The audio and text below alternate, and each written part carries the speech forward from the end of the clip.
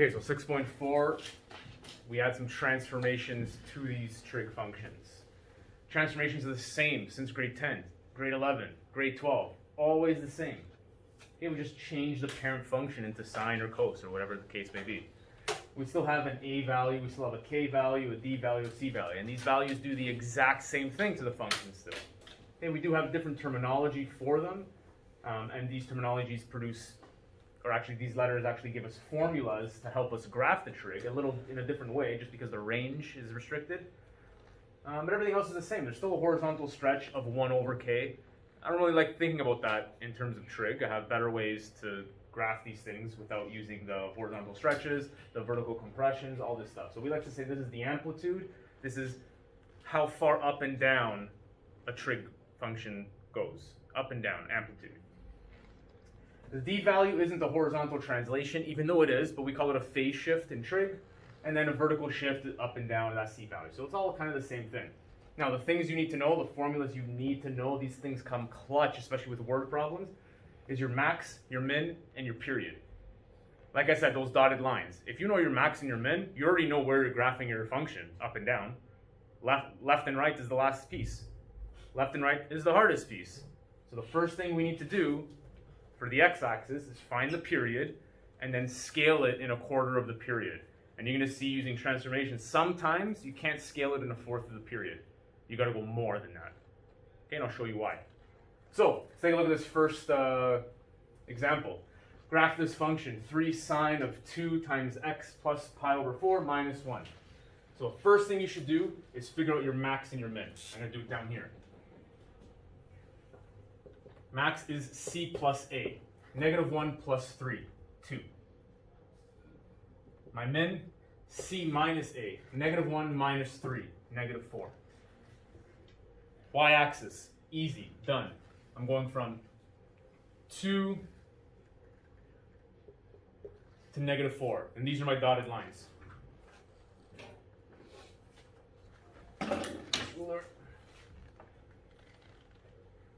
Now, last time we didn't draw a dotted line at the c value. Why? Because it was the x-axis. I'm going to show you the next dotted line we got to draw now. Okay, these are where my points are going, my max and my mins, but the middle has shifted. The middle of the function has shifted by -1. So draw your c value, always. It's this number. Just draw a dotted line at -1.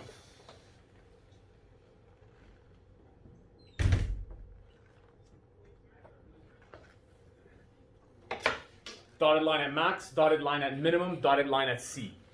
Takes 2 seconds. Now, I still got to figure out my scale for my x-axis. My scale, first of all, my period is what? Period is 2 pi over k, which is 2. Therefore, my period is pi, so my scale is pi over 4. This doesn't mean that I have to split the x-axis into 4. It just means make sure you're going by a variation of pi over 4. Because sometimes the graph is going to say, okay, graph it between 0 and 2 pi. Graph it between 0 and 4 pi. You use pi over 4 to get to that limit. Okay, so pi over 4 is just the points you need on your graph. Whether you have more, it's fine. You can't have less, though. So I'm going to go by pi over 4s. I'll do more just to explain what I was just saying. 2, 3, 4, 1, 2, 3, 4. So I know I'm graphing 2 cycles because I went 1, 2, 3, 4, 1, 2, 3, 4. This is pi over 4. This is 2 pi over 4, 3 pi over 4, 4 pi over 4, 5 pi over 4, 6 pi over 4, 7 pi over 4, 8 pi over 4. Notice that what I was saying and what I was writing is different, right? When I write it, I reduce it. When I say it, it's just easy for me to follow because I'm just counting the numerator up by 1. And before you write it, oh, they're both even, reduce it. All right. I'm done my scale, I'm done my max, I'm done my min, I'm done the middle. What's left is where I'm starting. Okay, where I'm starting is the next difficult step. You know sine starts in the middle on the c value and goes up.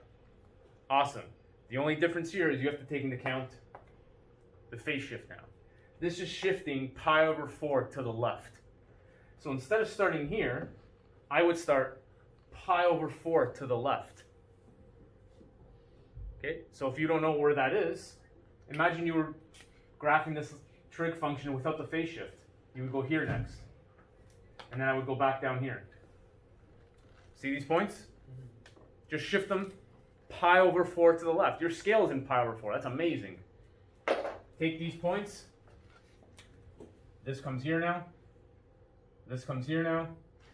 And I don't need to follow any other pattern. Right now I'm just going down to the minimum on this line, back up here, to the top, back to the middle, to the minimum, to the middle, to the top. And that's it. So that was the difficult part right there. Where do I start it? Well, I got to shift it over here, but I don't have anything drawn over there. How do I do that? Well, draw another point over here and shift that point, and then follow your trig pattern like normal. And now I can graph this. Get that artistic side out. Arrows, and I'm done. The y-axis is easy, so get that down right away. You know the scale. I told you the period is 2 pi over k. Divide that by 4 for your scale. Draw your scale. So your setup is now done. Now you're ready for the hard part. When you make the hard part all ready to go, it's not the hard part anymore, right? It becomes the easy part. So figure out where you're starting. If it's sine, it's in the middle. If it's cos, at the max. And then use the phase shift to just shift that point 1 left or 1 right, or 2 left or 3 left, whatever the case may be in that phase shift. Okay, now sometimes you're not going to get that lucky where the phase shift is 1 box over to the left. That's too easy. What if this was like pi over 6? You're not even scaled in pi over 6. How do you find a pi over 6 in quarters of pi? That's difficult. Cue next question. Graph g at x is 5 cos of 2x plus pi over 3 minus 2. First of all, like every other function, this is not acceptable. We have to factor the 2 out and make it an isolated k value. So I need to rewrite this function. Factor out a 2, and this becomes pi over 6. Pi over 3 divided by 2, right? Common factoring. And if we divide by 2, you multiply the denominator. Okay, so this makes more sense. Now I have my k value, which means I can find my period. But first, let's do the max and the min. The max is negative 2 plus 5. The min is negative 2 minus 5. I know that I have to go from 3 to negative 7, but don't forget, you also want that c value, that negative 2 somewhere.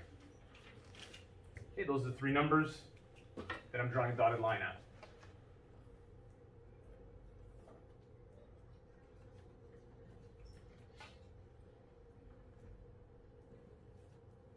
And if you're good and you can follow like where that line would be, I mean, you don't have to draw a dotted line. It just helps. Where to draw the point. I'm not drawing points anywhere but these dotted lines. That's why it helps. Okay, so my up and down's done. Scale is done. The range is between 3 and negative 7. Makes sense. Okay, now I have to figure out my scale. So my period is 2 pi over k.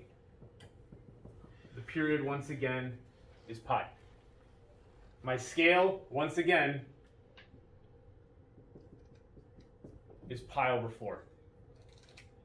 So, if I scale in pi over 4, I won't be able to graph this phase shift accurately or easily. Okay, so I'm going to make an adjustment now so I can graph this easily. And that adjustment is going to be, this is going to sound complicated, but I assure you it's not, is I'm going to scale in the common denominator between the phase shift and the scale, which is 12. Okay, so I'm going to say that in an easier way. I'm going to scale in pi over 4, but I'm going to spread it out enough that I can slap in smaller fractions in between. And that's going to be probably the most difficult part. Like, how do I figure out a smaller fraction than pi over 4? Fractions suck. Okay, use the common denominator, and that's it. What's the common denominator? 12, pi over 12. If you scale in pi over 12, you're good. like it's too easy. Because watch what happens when I scale in pi over 12. I'm still scaling in pi over 4 though, so watch. This is going to be pi over 4, 2 pi over 4, 3 pi over 4, 4 pi over 4, 5, 6, 7, 8. I'm still scaling in pi over, this is pi over 4. But I need these guys in here. And those guys are going to be 12ths. Because watch, use a different color. Let's use red for blood, the color of our tears. This is pi over 12. This guy is 2 pi over 12. And this guy is 3 pi over 12, which is pi over 4. So when you're scaling in 12ths, every third is your pi over 4. Every third tick is pi over 4 because 3/12 is a fourths. Okay, if it's difficult to understand that, just know that you have to always scale in that common denominator. Go up by that number. If you know it's pi over 12, like, okay, I got to put in some work here. Pi over 12, 2 pi over 12, 3 pi over 12, 4 pi over 12, all the way to 24 pi over 12. Maybe you don't write them all. Do whatever you want. Okay, this is only going to come in handy in that last step where we have to shift everything over by a pi over 6. And now I know that a pi over 6 is 2 tick marks here. 2 pi over 12 is a pi over 6. Okay, so the pi over 4s are ready to go, and I know that my pi over 6 is ready to go. It's 2 ticks. Okay, so it just helps me graph accurately. This will take you probably the longest. You're going to have to do maybe 3 questions before you kind of get it. It's not hard though. But if you don't do those 3 questions, I mean, you're not going to get it. Okay, so let's graph this then. I guess I should keep writing my scale, right? 2 pi over 4, 3 pi over 4, 4 pi over 4, 5 pi over 4, 6 pi over 4, 7 pi over 4, 8 pi over 4.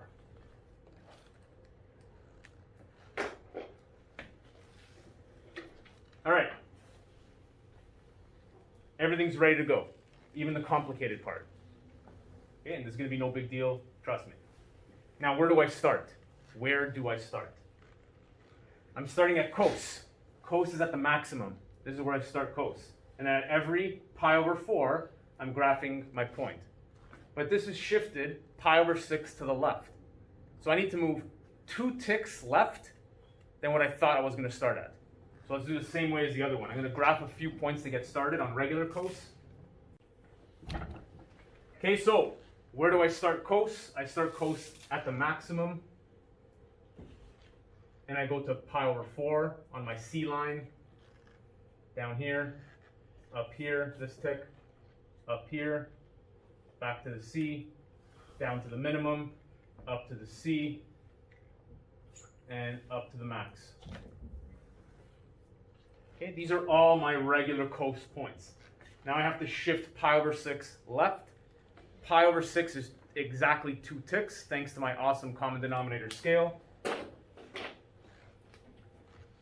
So 2 ticks over is here. 2 ticks over is here. Here. Move every single point. Why am I missing one up here? Oh, because it goes down. Makes sense. 2 ticks over. And graph.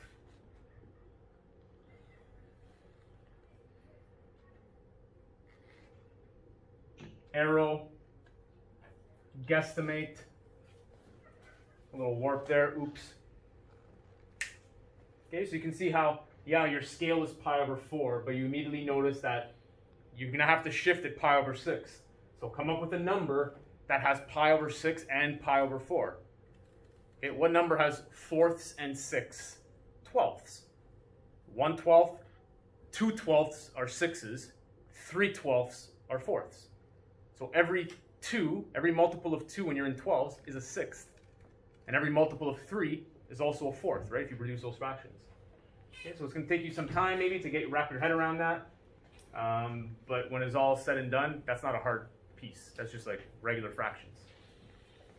Okay, and that's it. When you do these questions, if you're going to skip any, don't skip these. If you only do these, you're good. Because when you don't see that, you say, yes, this question's easier than what I'm used to. All right, so make sure you put in the work for that common denominator.